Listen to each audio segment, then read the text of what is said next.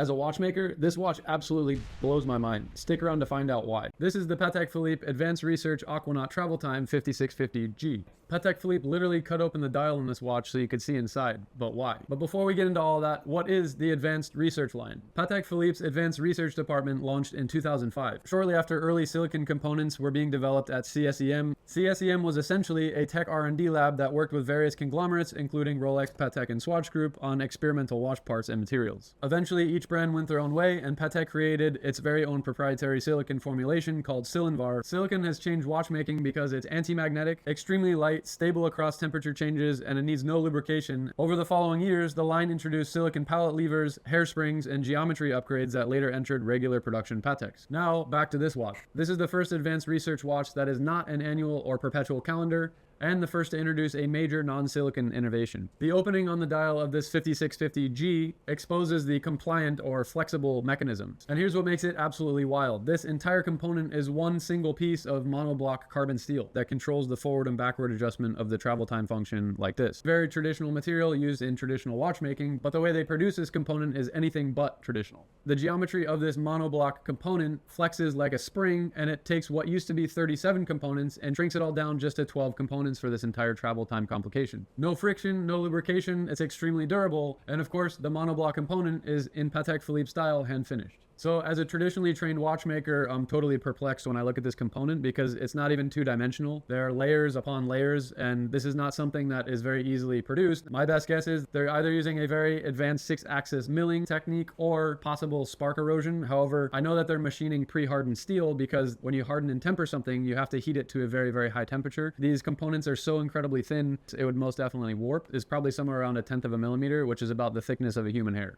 Inside this watch is the caliber 324 SC-FUS, which has the silicon hairspring made of Silinvar. Now this particular hairspring is interesting because Patek claims that the contours of the hairspring near the stud in the collet actually mimic that of an overcoil hairspring, like a circle essentially enlarging and getting smaller, which allows it to breathe more concentrically.